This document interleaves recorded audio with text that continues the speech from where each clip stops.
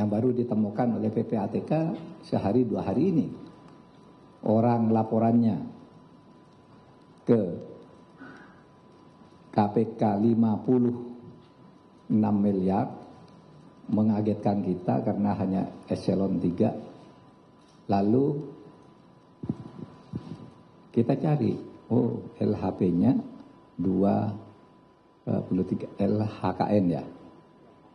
LHKPN itu 56 golongan 3. Lalu saya tanya ke PPATK karena saya ketua komite pengendalian tindak pidana pencucian uang, pemberantasan tindak pidana pencucian uang. Saya tanya, itu gimana tuh, benar enggak tuh?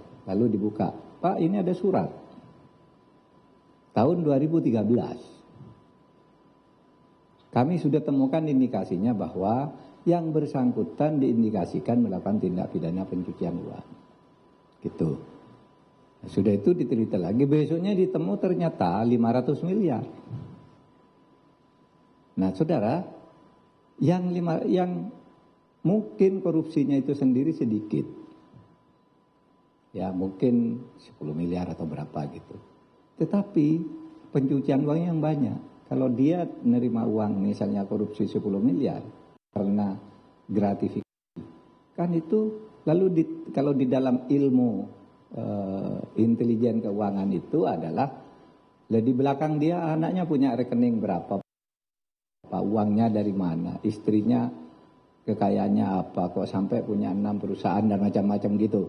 Nah, itu yang di dalam undang-undang kita supaya dikonstruksi dalam hukum tindak pidana pencucian uang. Sehingga kalau disimpulkan di Kementerian Keuangan itu memang benar ada masalah-masalah ini, tetapi tidak semuanya benar. Malah benarnya dengan korupsi itu dilakukan oleh Kementerian Keuangan itu sudah berhasil mengembalikan 7,08 triliun dari korupsi. Dari kasus-kasus itu. Yang lain ada yang masih berjalan, ada yang sudah divonis oleh pengadilan, ada yang masih berproses, ada yang belum terlaporkan dan sebagainya. Nah, itu yang diumumkan ke publik oleh Menko Polhukam. Tetapi ingat, Menko Polhukam tidak pernah menyebut nama orang dan angka untuk setiap rekening. Misalnya orang saya korupsi, lalu di belakang sana ada punya emas ton, terus anak saya punya showroom, anak saya lagi yang satu. Nah, yang begitu itu yang diduga tindak pencucian uang karena korupsi saya itu tadi, yang beranak pinak gitu. Itu cara menghitung di intelijen keuangan. Itu juga yang saya lakukan ketika membongkar kasus Papua. Kalau dicari korupsi aslinya mana? Tidak ada, tapi kita tahu, bisa dicari itu di belakangnya. Nah, itu ketemu, ambil gitu. Nah, saudara sekalian, oleh sebab itu sudah mendapat penjelasan dari Bapak Suhasil Nazara, Wakil Menteri Keuangan, Bapak Sekjen Pak Heru, Bapak Irjen Pak Iwan, Pak Awan, dan saya didampingi oleh Pak Sugeng Deputi 3. Nah, saudara sekalian, kenapa kami mempersoalkan itu? Karena ada Inpres nomor 2 tahun 2017. Setiap informasi dugaan pencucian uang yang dikeluarkan oleh PPATK itu baik karena permintaan dari instansi yang bersangkutan ataupun karena inisiatif PPATK karena laporan masyarakat. Itu begitu dikeluarkan nanti harus ada laporannya dari instansi yang bersangkutan menurut Inpres, feedback reportnya itu apa gitu. Nah, itu tadi, lalu bermacam-macam, ada yang belum, ada yang sudah dan seterusnya. Jadi tidak benar kalau kemudian isu berkembang di Kementerian Keuangan ada korupsi 300 triliun, bukan korupsi, pencucian uang. Pencucian uang itu lebih besar dari korupsi, tapi tidak ngambil uang negara. Apalagi dia ngambil uang pajak, itu enggak. Bukan itu. Mungkin ngambil uang pajaknya sedikit, nanti akan diselidiki.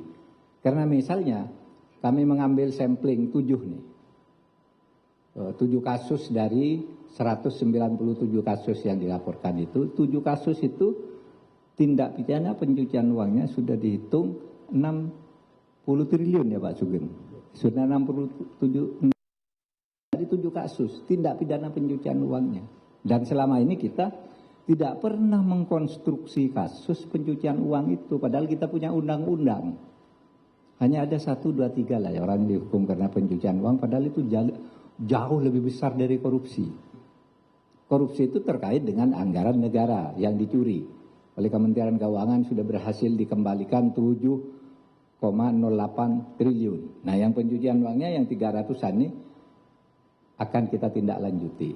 Oleh sebab itu nanti saya tadi berpikir saudara, kalau misalnya ada permintaan ke kementerian untuk diselidiki tindak pencucian uang, kan terus saya harus kasihkan ke aparat penegak hukum, KPK atau kejaksaan atau polisi. Nah saya berpikir nanti masa undang siapa yang membagikan ini, kalau dalam sebulan tidak ada perkembangan saya ambil, saya pindah. Karena saling ngambil sendiri nggak bisa. Gitu. Begitu masuk ke satu, lalu diolah sendiri, dinikmati sendiri, tidak jalan, tidak boleh pindah ke aparat lain. Itu salah satu penyebab macet. Nanti kita akan panggil, kok sekian lama tidak ada perkembangan, pindah.